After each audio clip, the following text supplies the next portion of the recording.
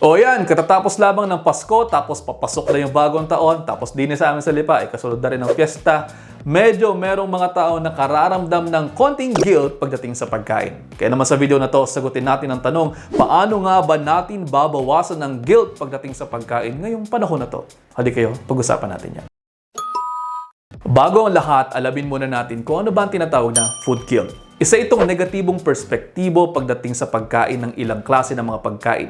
Merong kasama yan ng parang pagsisisi o pagka-guilty nga talaga pagkatapos kumain. Lalo pa ngayon na medyo maraming high-calorie treats na po pwedeng makain ng mga tao kasi nga mayroong mga nagbibigay ng regalo, meron ding mga nag-shame online, at yung iba po pwede po itong dulot ng mga hindi magagandang ugali pagdating sa pagkain natin tulad ng restrictive dieting o pati na rin mga binge eating. O di naman kaya, both. Po pwede kasing cycle yan. Magbi-binge eat ka, kakain ka ng marami, tapos biglang i-restrict yung pagkain. Marami rin po pwedeng triggers yan at dapat maging mapanuri tayo sa panahong paparating.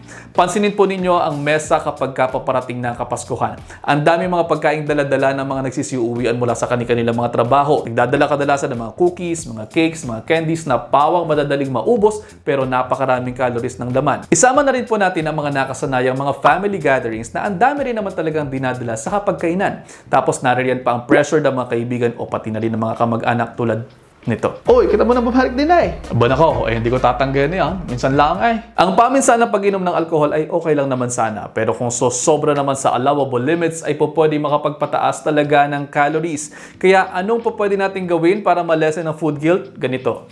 Unang-una, mindful eating. Oo, marami nga ang mga taong nagsisipagkain din sa seasong ito. Pero suggest natin na makinig ng maigi sa ating mga katawan.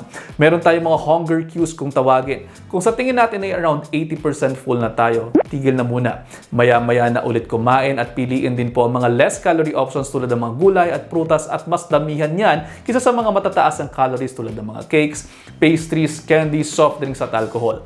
Kasama rin po sa mindful eating ang pag-fill up ng ating tiyan ng mas maraming whole grains, prutas at gulay bago mag-indulge sa mga treats. Pangalawa, dahan-dahan sa pagkain. Savor each bite, sabi nga nila. At sabi nga rin, usually ito yung time na nagsisipag-uwian ng mga kamag-anakan natin, makipagkwentuhan tayo sa kanila at mag-catch up habang kumakain. Just don't talk when your mouth is full and don't drink when someone is throwing a punchline. Baka maibugan nyo yan sa kausap ninyo. Pero, ang kinakailangan ditong i-highlight ay mas mainam na mas nguyain po ninyo ang inyong mga kinakain at huwag bilis-bilis sa inyong mga pagkain dahil kapag mas mabilis kayong kumain, mas link yan sa weight gain at syempre, kabaliktaran naman yan kapag binabagala ninyong kumain. Again, aim for 80% full lamang po. At panghuling tip, iwas-iwas din po sa mga kamag-anak na kung makakomment ay hindi maganda lalo na tungkol sa mga body shapes, mga body sizes at pati na rin sa mga body goals natin sa buhay o sa mga goals natin mismo sa buhay. Set your own boundaries mga kapatid and remember that you are in your own timeline. Hindi ka nahuhuli, God is with you. At ayun, sana po ay may natutunan kayo dito. Sana din i-digest nyo muna dahil ang gusto ko ay healthy kayong lahat. See you ulit next episode and see you next year. Ingat!